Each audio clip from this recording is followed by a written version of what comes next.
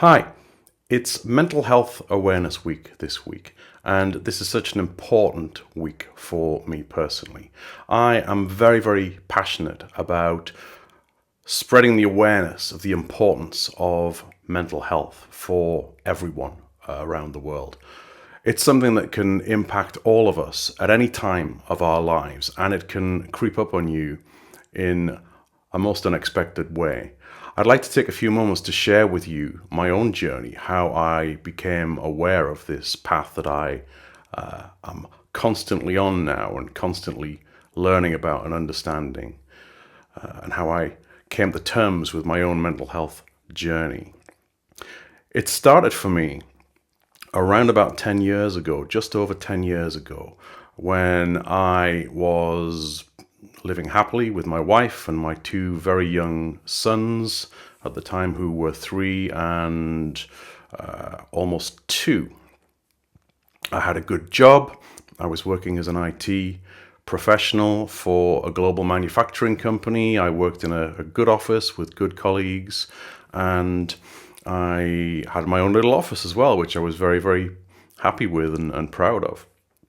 So things in general were good. But then, as life has a habit of doing to you, things crept up on me all at once.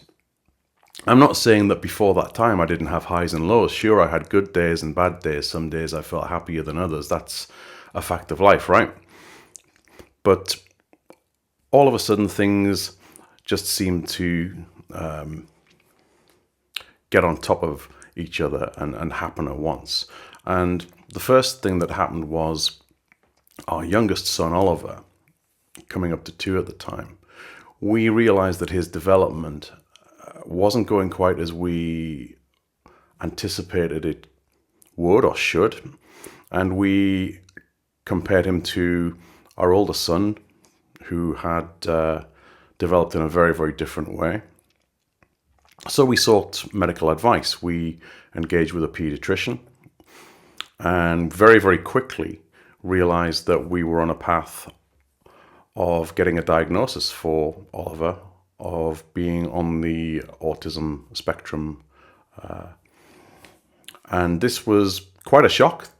We knew nothing about autism. Boy, do we know a lot about it now, 10 or 11 years later. And but that was hard to take in. That was hard to process, that the child that you expected to have, the one that you thought you would have, was going to have a very, very different life from the one that you imagined, that normal was going to go out of the window. Now, the process of diagnosis for Oliver, for his autism, was very, very brief, and that is most unusual. There are probably many, many people who are watching this who have been through similar journeys of trying to get or even fight for a diagnosis for themselves or for a loved one. It can be very, very challenging indeed. It sometimes can end up with rejections, appeals, court cases even. For us, there was no doubt. Oliver was on the severe end of the autism spectrum, if you like. And whilst there is no definitive diagnosis for where a person is on that spectrum, if anything, that has been declassified even more over the years, because you may have heard of Asperger's syndrome, which is not something that people really talk about anymore or is diagnosed anymore. So that was an aspect of the autism spectrum. But you basically get a diagnosis of autism in these times, and that's what we received for Oliver.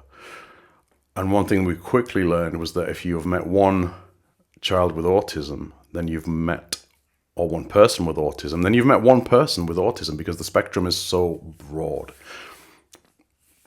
The challenges we've had for Oliver over the years have evolved and changed in many, many ways, many unexpected, many frustrating, many uplifting and rewarding for all of us. It's an unpredictable journey that we're on.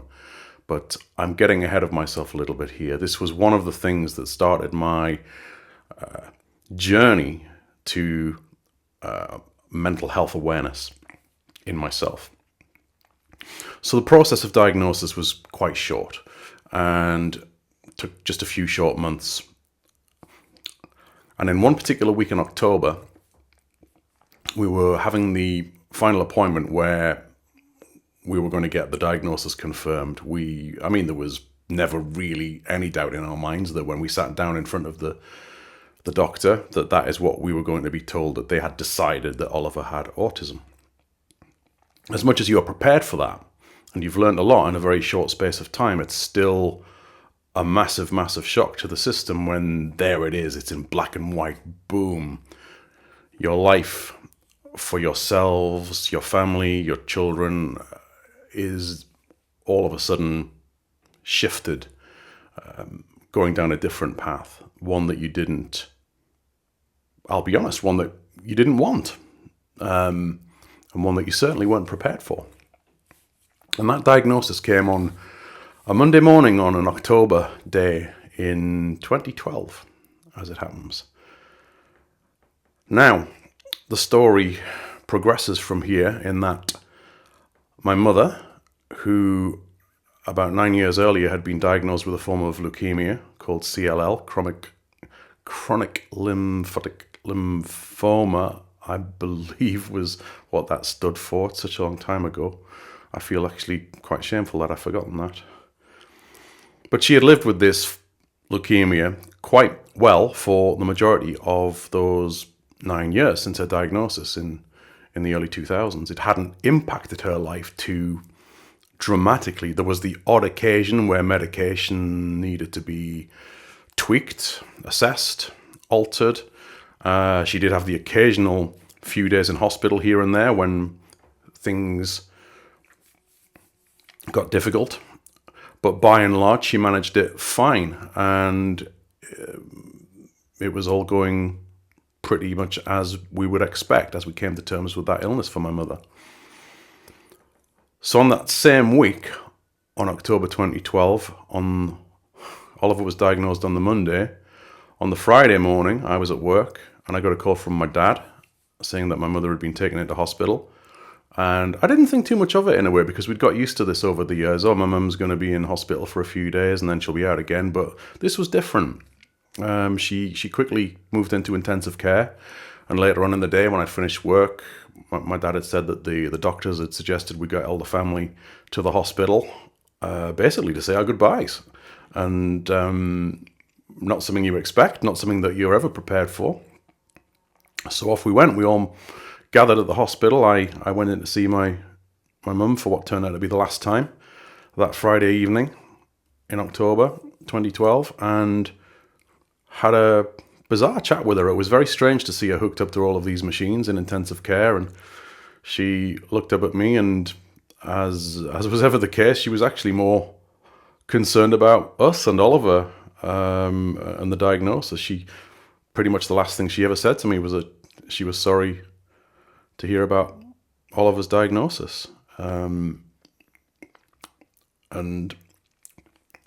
I could tell she was afraid. But as ever, she was being a parent. She was obviously trying to be strong and reassure me and make me feel like everything was okay. And that was sort of probably around 10 o'clock in the evening, I would recall.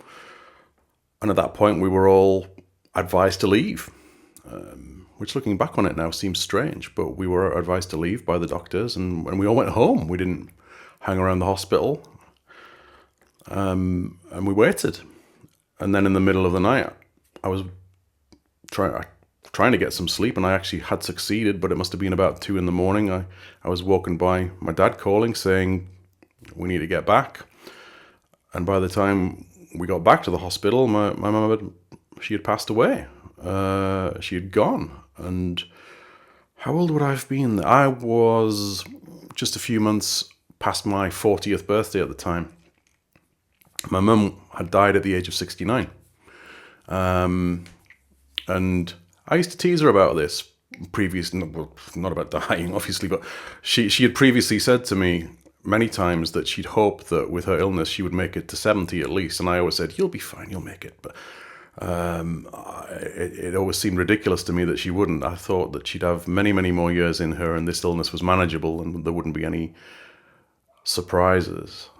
Turns out I was wrong. We were all, well, my mum knew. And there it was. 1 week, one Monday, one Friday, 2 life-changing events. And I'd always been a coper. I'd been somebody who just got on with things. I'd been brought up that way by my own parents, especially my mum, to be honest. She had always had this can-do attitude, this you've got to get on with things no matter what.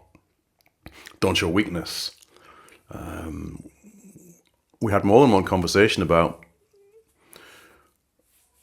what things is like depression and suicide, as an example. When we saw things like that on the news, we talked about things like that, and our general conversations about that, the wisdom that was imparted onto me was that these things were the sign of weakness, signs of people who had just given up, who were potentially were selfish. And that was in my head. That was indoctrinated into me. So, yeah, interesting. Looking back on that perspective. And I bought into that. You listen to your parents. You are influenced by them. And that's understandable. That's normal. So yeah. Moving forward, as we got through my mum's funeral and as we came to terms with the life and the process that we were now in with Oliver and all of the therapies and services that we had to engage with to get him into education and therapies, occupational health and speech and language, a multidisciplinary process that is exhausting, applying for benefits, disability living allowance, carer's allowance for my wife because she had to give up her career to become a full-time carer for Oliver. We talked about who would do that. It was never just assumed that Louise would do that, but out of the 2 careers that we had, mine was the one that was more promising. So that's the route we went down, and we've maintained that to this day. But we got into this process of the new normal. Life without my mum, life with an older child, not on the autistic spectrum, although who knows, we all have our, I hate this phrase actually, it comes up so often, we're all on the spectrum a little bit, and it may or may not be true, but it grinds on me a little bit, and I definitely think that about myself, that's for sure. We'll get to that. But yeah, challenging times. But in these few weeks that followed, we very, very quickly decided that we needed more support from my wife's parents. And they lived a bit of a distance away. So we decided to move house.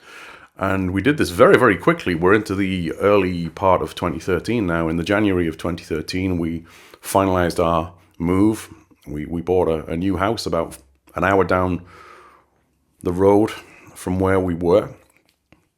And in late March, we were getting ready to move. And I was like a machine. I was focused, laser focused on getting things packed up, getting things ready, dealing with all of the legal processes and fees and all of the logistics that goes into a home move, getting new schools and nurseries sorted for the boys, getting the process sorted to transfer Oliver from one medical authority to another one to take over his care. Lots to consider. And I thought I was coping with this really well. I didn't have time to think, to pause, to let it all in, to consider how it was actually affecting me until one morning, this is probably a week before the move was planned to occur, I broke down. And my life pretty much changed that day forever. I always explain this as I never went back to the way I was before then. I was sitting in my office on a morning, as normal, getting on with my day, supporting my users across the world. It was a global manufacturing company I worked for. I was happily sitting in my office, and then all of a sudden I had what ultimately turned out to be my first panic attack. I didn't think it was that at the time. What felt like was happening to me was something very, very physical and very, very scary. I immediately thought I might be having something like a stroke or a brain something, I don't know, a hemorrhage or an aneurysm, or something was not right in my head. And I jumped up, I panicked. I had the good sense to dash out of my office because I was alone in a small office. And I wandered out into the finance department where everyone sort of looked up, shocked at the panic in me. And they said to me, Peter, what's wrong? You've turned grey. The colour had all drained out of me, apparently. And I couldn't describe what had happened. I said, I just don't feel right. I don't feel right. And I could barely get the words out. I could barely speak. And that was one of the things that led me to believe that I might be having a stroke, because my paternal grandfather had a very nasty stroke a few years before he ultimately passed away, and it took his speech away and some of his movement down his right side. So I was very, very aware of what a stroke can do and how it can affect your ability to express via speech. So they took me to the hospital to get me checked over, and after a very short examination, the nurse came back to me and announced to me that I'd had a panic attack. And my instant reaction was, surely not, it can't just be a panic attack. And thus began a journey of me coming to terms with what had happened to me. I really feel sorry for my family, friends and colleagues and all the medical professionals that I put through what I put them through over the coming months, because I refuse to accept that is what had happened to me. To me, it was something very real, very physical. I couldn't believe that my mind could play such tricks on my body. There had to be something wrong with me. And over the next few months, I withdrew into myself. I broke down completely. I didn't recognize myself anymore. I was a different person. I became a shell of myself. I lost a lot of weight. I changed color. Photographs of me at that time, I just looked drained of all energy. My color looks lifeless. It was a struggle. I felt spaced out every day. I felt at any moment it could be my last. I genuinely felt I was going to die. But I had tests galore. I had MRIs, I had blood tests, I had x-rays, I had you name it, I had it. The doctors humoured me. I probably wasted so much of the National Health Service's money. I started on medication to help. Antidepressants, which seemed a strange thing to be prescribed with at the time because I didn't feel depressed, but looking back, I definitely was. But I was prescribed those for anxiety, and the first set that I took didn't agree with me at all. They made me feel worse, and I made the mistake of looking at the side effects on the packet, and of course, once I'd read those, they all seemed to happen. I manifested those in myself. So I changed. I started on another course of antidepressants, SSRIs, and this one worked for me. And I've learned that is the case. If some of these work for some people and some not so. So you've got to find the one that works for you. I also started some CBT, cognitive behavioral therapy, which I found really didn't work for me. I then went into a different form of counselling, more of a talking counselling. Looking back on it, I probably was subtly given some CBT as part of those sessions, but I didn't respond well to the blunt delivery of CBT principles, shall we say. This is something that is very much a nature of my personality. I do tend to rebel against things that are forced upon me. My wife always jokes that I'll only want to do something if I feel like it's my idea. That is so true. And that ties back to my early days at school, where I didn't feel like I should be there. I didn't feel like I fit in. Today, this all makes sense to me. Everything that I have encountered throughout my life, it's all come into focus in the last few years as I've seen Oliver grow into the 13-year-old that he now is, and some of the challenges that he has with his autism. And boy, does he have some challenges. He has sensory processing disorder. He has extreme anxiety. He has pathological demand avoidance, PDA, which I definitely have. That's the whole thing about me wanting things to feel like they're my idea before they're acceptable to me. So yeah. So eventually I got into a decent flow with things. I settled down. The counselling, the medication got me back on my feet, and I started getting back on an even keel. I never ever felt the same again. To this day, I've never gone back to feeling the way I did the day before that first panic attack. Something in my head changed, and I don't feel like the same person. I guess we're all changing and evolving throughout our lives, though. Perhaps I'm making that sound more dramatic than it actually is. But there we go. The next thing that happened was I was diagnosed with Tourette syndrome, and as you've watched this video, you can probably see me twitching and that sort of thing here and there. So if you notice me doing that, that's what that is. I'm so used to that myself now that I often forget to mention it. But I do have Tourette syndrome.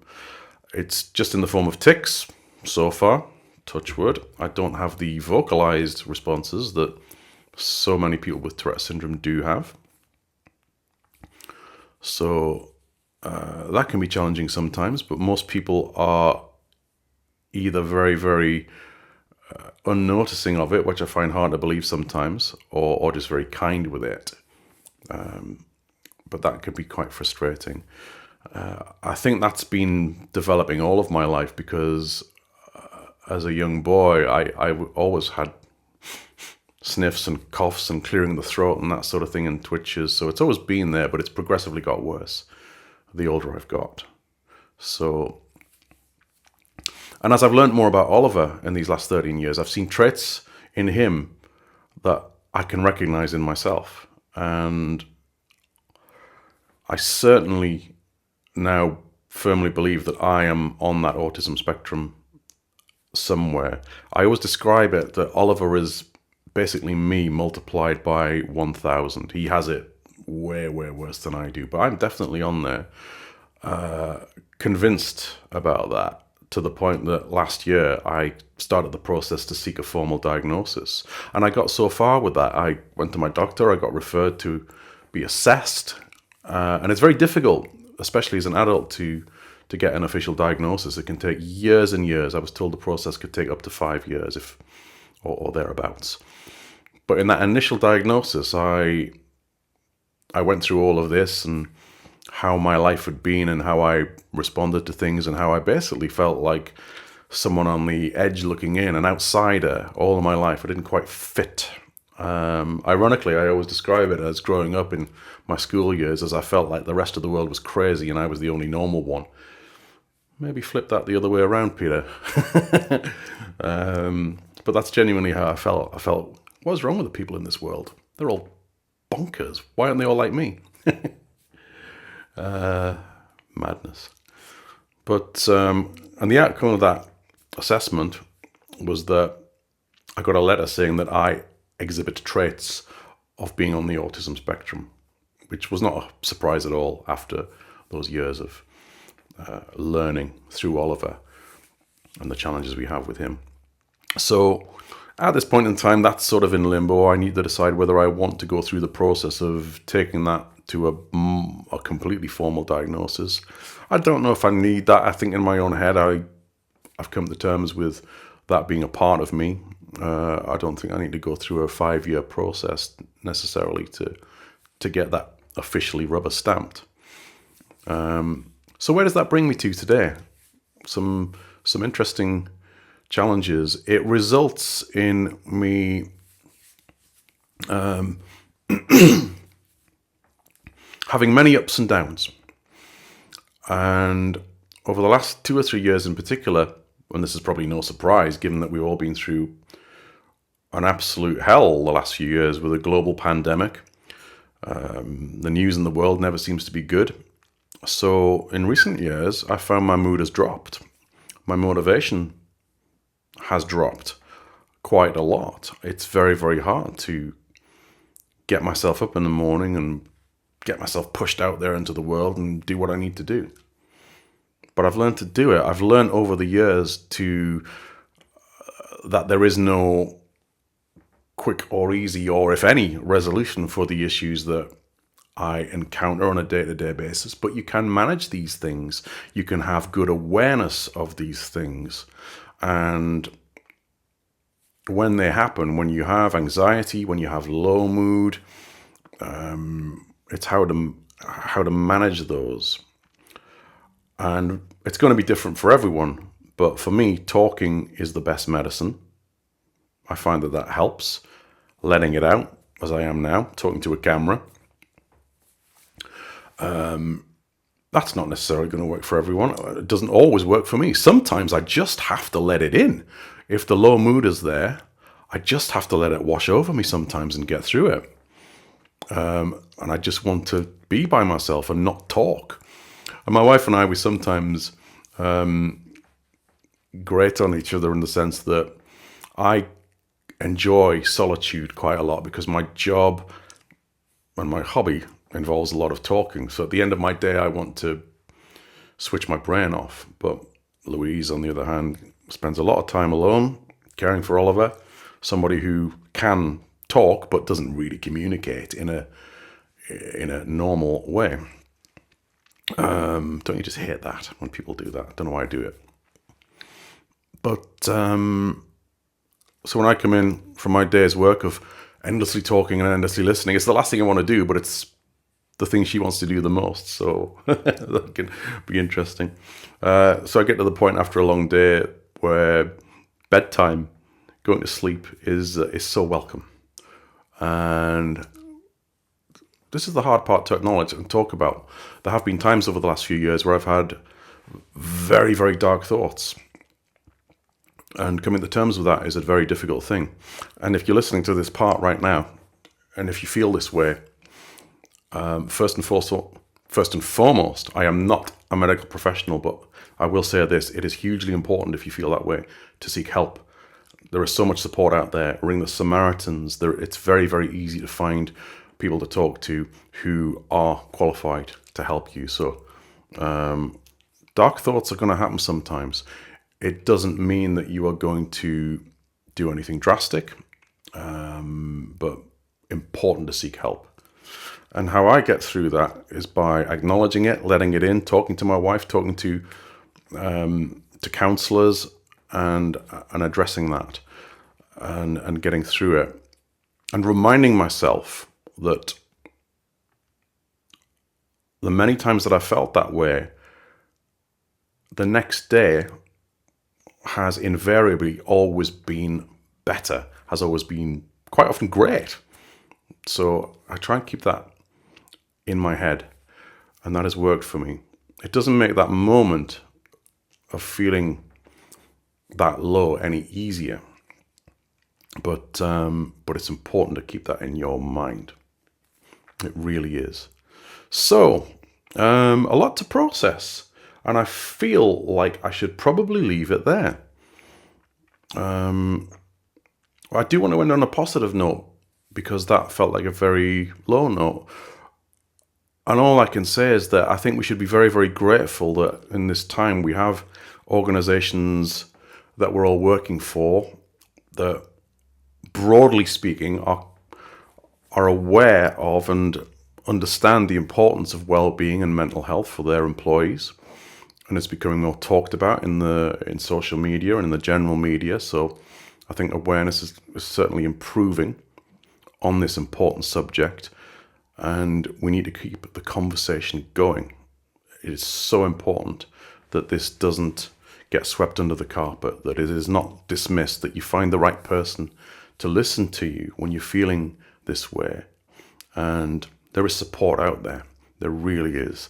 You just need to look for it and be willing to ask for help, and be brave enough to talk about your experience. There is no shame in feeling the way that you do about the things you've experienced.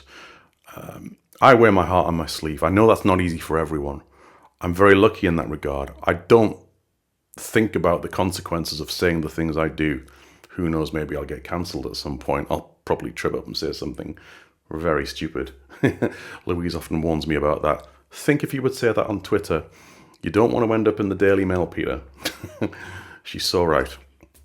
You do have to be careful in this world of modern media. But yeah, difficult journeys that we're going through in this period of time on this little green and blue globe in this vast unending universe of time and space, which is another thing I could contemplate and try and get my head around. Maybe another video on that one for the science buffs amongst us. But anyway, we'll leave it there on this Mental Health Awareness Week. Do think about yourself and your friends. Ask your friends if they're okay. If they immediately respond too quickly, yeah, I'm fine, ask them again. So important. Don't forget to look out for yourselves and each other, and hopefully we can keep working towards reducing the stigma of talking about our mental health, and it'll keep getting better and better. I definitely believe that it will, and I want to hear from any of you who want to reach out and share stories with me and let me know some of your experiences if you're comfortable doing so. I do enjoy talking about this. I think it's therapeutic, and I hope you find it the same. So let's keep the conversation going. Take care.